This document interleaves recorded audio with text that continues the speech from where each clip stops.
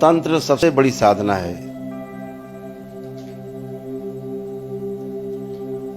और सबसे सरल है, एकदम गणित की तरह है। तंत्र एकदम गणित की तरह है।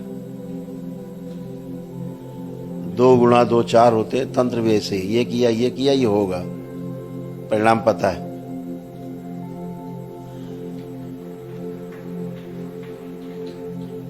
तंत्र एक ऐसी व्यवस्था है, पता है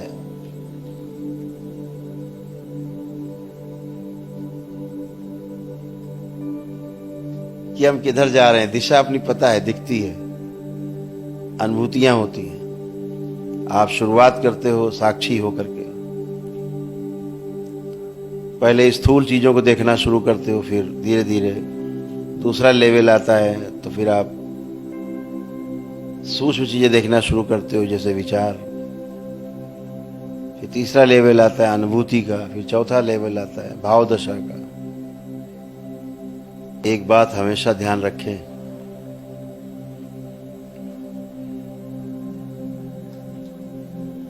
ये सृष्टि की व्यवस्था है। आप वही सोच सकते हैं जो वाकई में आप कर भी सकते हैं।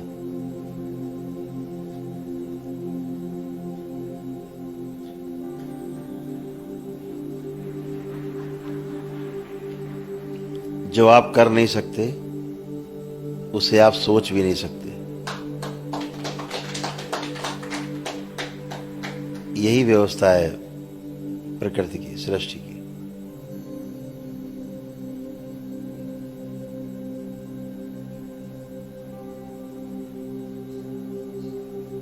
इसीलिए कहा जाता है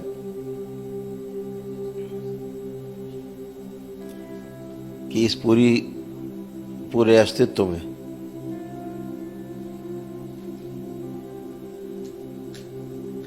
जितना है उसके बारे में हम सोच भी नहीं पाते, और जितना सोच पाते हैं, तमाम चीजों को सोच पाते हैं, उतने को देख नहीं पाते। और उतने में जितने को देख पाते हैं उतना कर नहीं पाते, और जितना कर पाते हैं उसमें से बचा हुआ हिस्सा उसको पूरा भोग नहीं पाते। और जो भोगने से बचा रह जाता है वही प्रारब्ध है। उसी प्रारब्ध को भोगने के लिए बार बार जन्म होते हैं, बार बार जन्म लेते हैं। तो इस बार कुछ ऐसा करना है दोबारा भोगने ना आना पड़े। और ये सारी क्षमताएं आप सबके अंदर हैं। इस सृष्टि में, इस धरती पर, जिस धरती पर हम लोग हैं, लगभग 750 करोड़ मानव है। स्त्री पुरुष बच्चे बूढ़े सब मिला के, जिंदा लोग, शरीर में ये क्षमताएं सब में विद्यमान है कि वो 84 लाख योनियों के बंधन से मुक्त हो सकता है। और ये इसलिए विद्यमान है क्योंकि जो जीवन है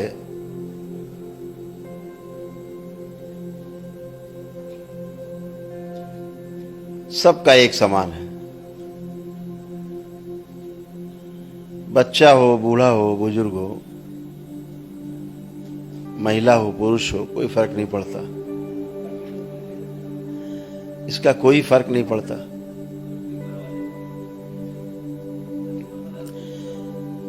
क्योंकि इस जीवन की जो क्षमता है वो एक समान है, जीवन का लक्ष्य एक है, जीवन का कार्यक्रम एक है।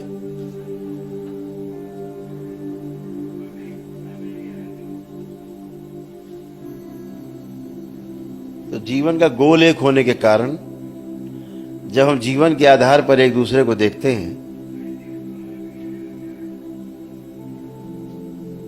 तो हम सब एक दूसरे को बराबरी से देखते हैं, न छोटा न बड़ा, न अमीर न गरीब,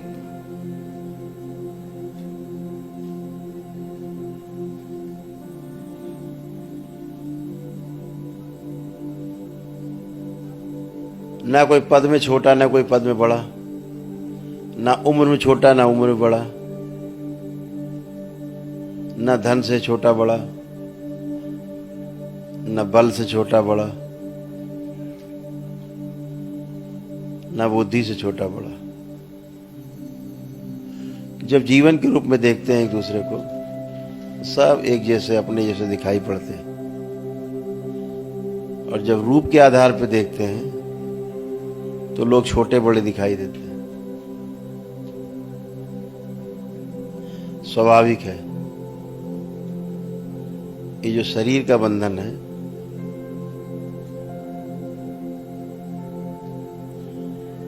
बहुत ही सुंदर बंधन है ये। अगर समझदारी से प्रयोग करें इस बंधन का तो मुक्ति,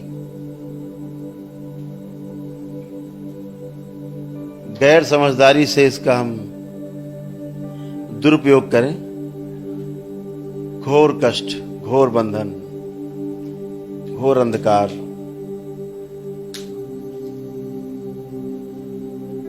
एक अवसर आपने पाया है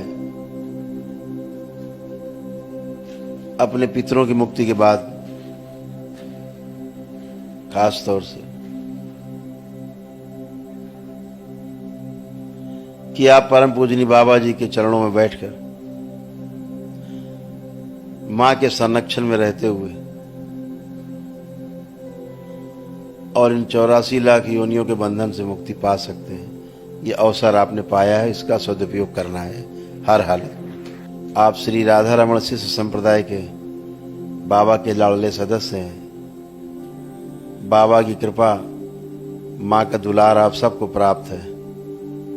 दुनिया की कोई ताकत आपको हिला नहीं सकती, डिगा नहीं सकती, कुछ बिगाड़ नहीं सकती आपका, बशर्ते हम भी इसी प्रकार बने रहें कि हमें भी किसी का नुकसान नहीं करना है। तो इन सब का सदुपयोग करना है, हृदय से आभार व्यक्त करना है उन सभी महान शक्तियों का, उन सभी महागुरुओं का जो कभी शरीर में रहे हैं और आज भी बड़ी आशा के साथ आप सबको देख रहे हैं। आप सब में ध्यान रखना, प्रत्येक व्यक्ति में पूर्ण गुरु होने की संभावनाएं व्याप्त हैं, सभी में।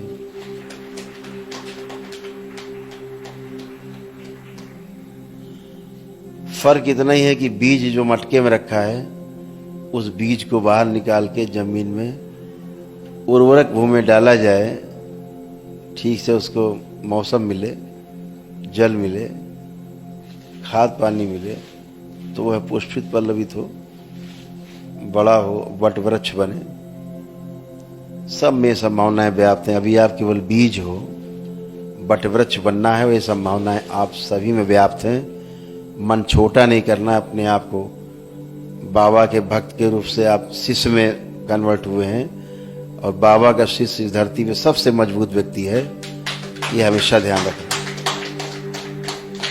कल्पना करो और सब चीजें सामने। धैर्य आवश्यक है और विश्वास अडिग रहे आपका। कुछ भी असंभव नहीं है, सब संभव है।